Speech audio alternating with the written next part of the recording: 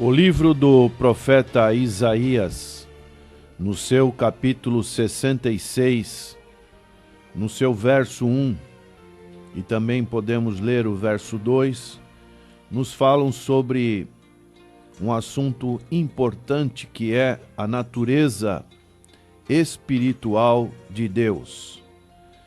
Nós, homens, temos uma natureza humana, diz a Bíblia que é pecadora, mas e Deus? Como você entende a natureza de Deus? Então o texto nos diz, Isaías 66, 1, assim diz o Senhor, o céu é o meu trono, e a terra o estrado dos meus pés. Que casa me edificareis vós? E qual é o lugar do meu repouso? Porque a minha mão fez todas estas coisas, e todas vieram a existir, diz o Senhor. Mas o homem para quem olharei é este, o aflito e abatido de espírito, e que treme da minha palavra. O Senhor Jesus Cristo, ele disse, certa ocasião, para quando andava em direção a Galiléia, vindo de Jerusalém, passando pelos arredores de Samaria, ele estava junto ao poço de Jacó, e ali ele sentiu sede. E começou um diálogo com uma mulher, chamada mulher samaritana, e o Senhor disse para esta mulher algo de muita importância. Qual foi? Ele disse que Deus é Espírito. E dessa maneira nós podemos já procurar entender a natureza espiritual de Deus.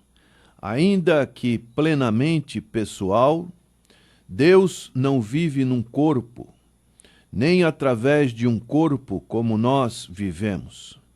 E por isso não está sujeito aos limites de espaço e de tempo.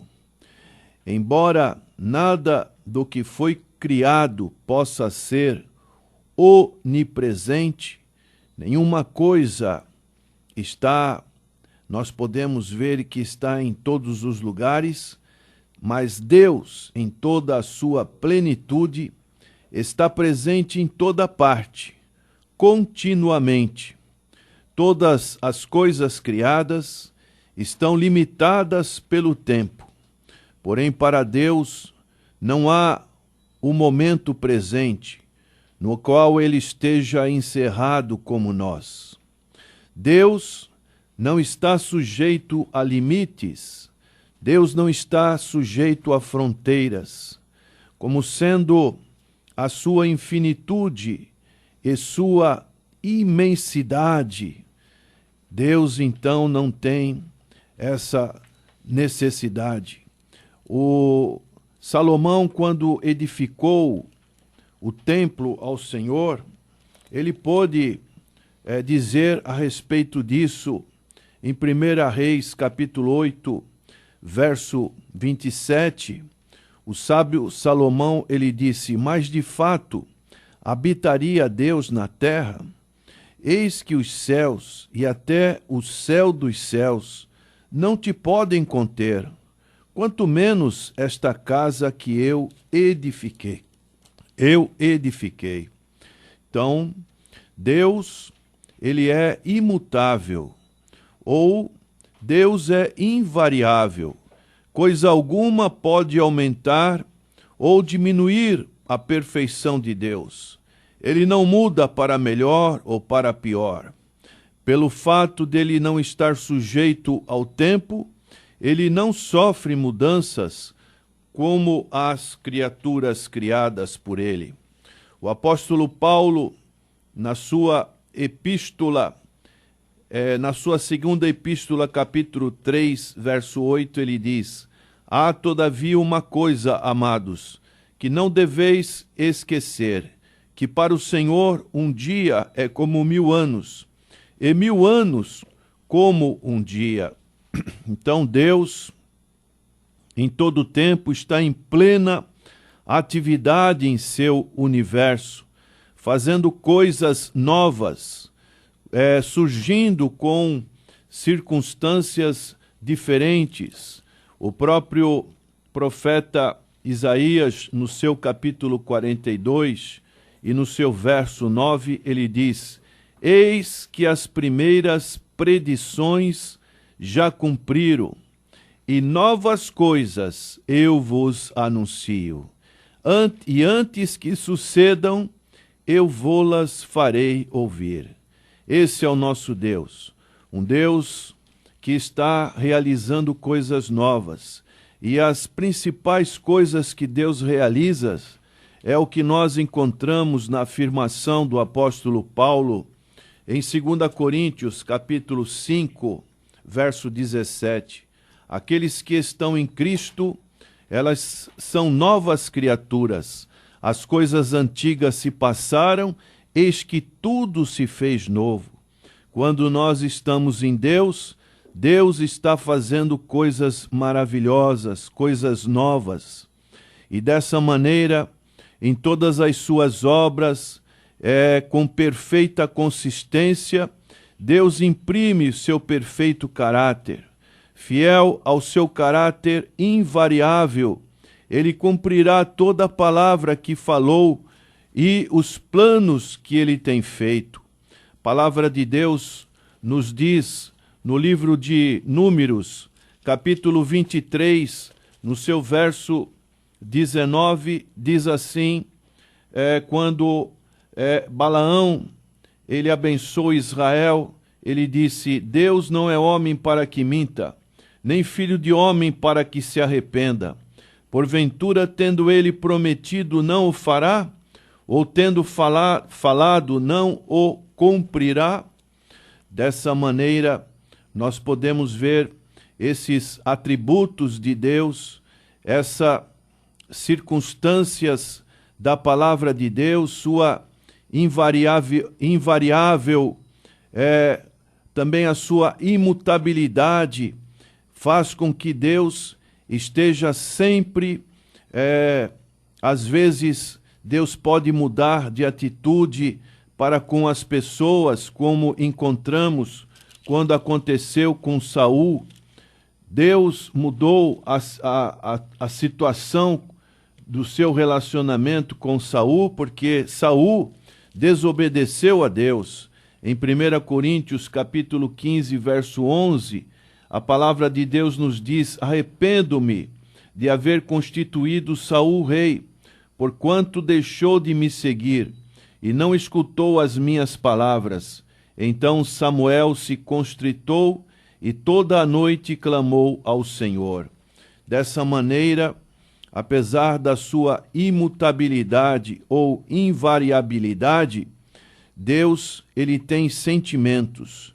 Ele pode, às vezes, mudar de atitude para com as pessoas.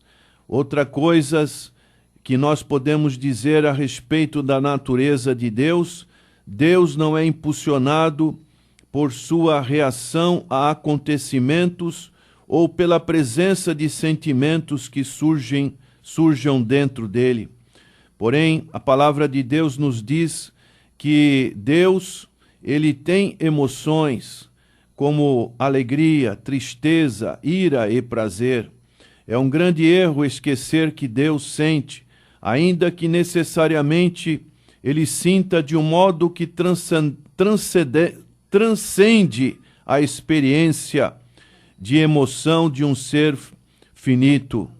Todos os pensamentos e ações de Deus envolvem a seu ser integral. Ele é em si mesmo íntegro, não composto de partes. Esse atributo é chamado de simplicidade. Deus não é distraído. Deus não é dividido por interesses conflitantes ou forçado a limitar sua atenção.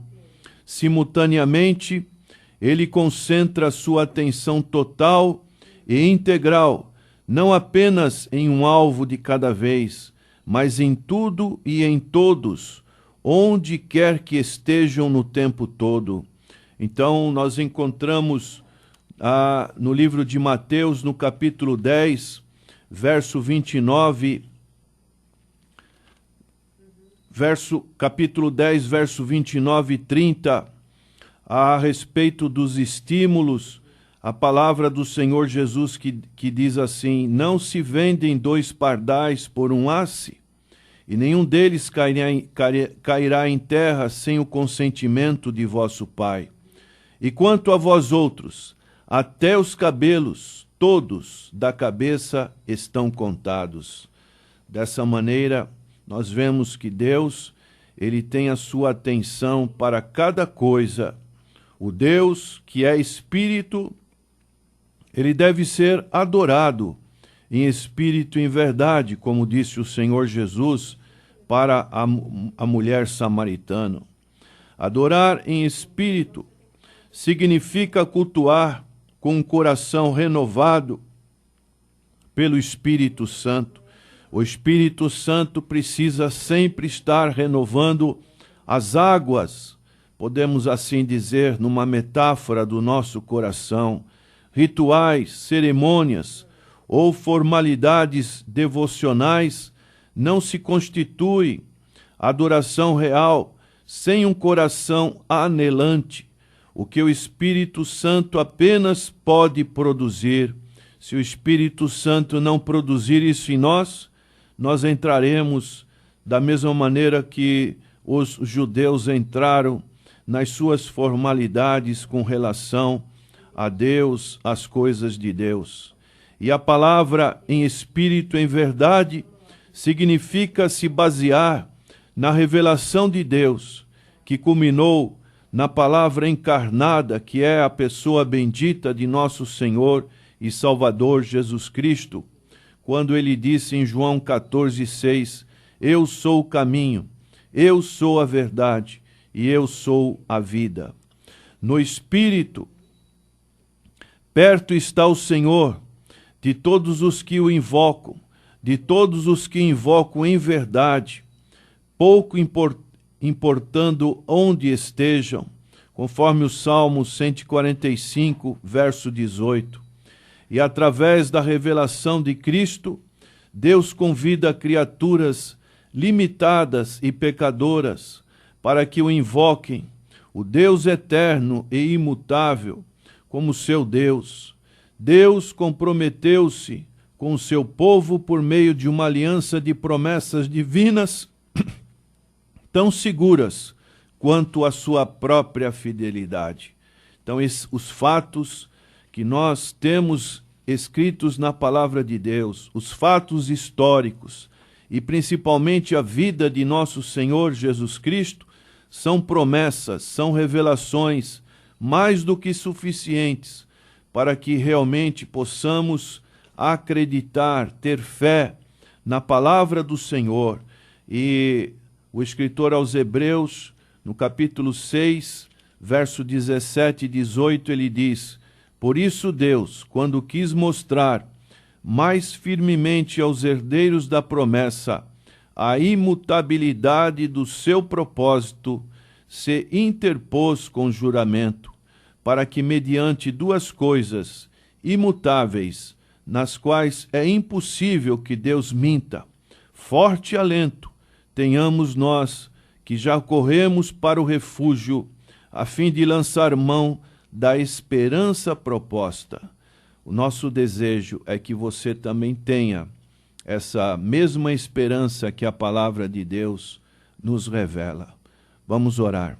Senhor nosso Deus, nosso eterno Pai, agradecemos pela revelação da Tua palavra, da natureza espiritual de Deus, imutável, invariável, mas também um ser que tem emoções, como a Tua palavra diz, que possamos Te dar alegria na nossa vida e que as coisas novas que o Senhor realiza possa acontecer na vida das pessoas, que estão em sintonia conosco.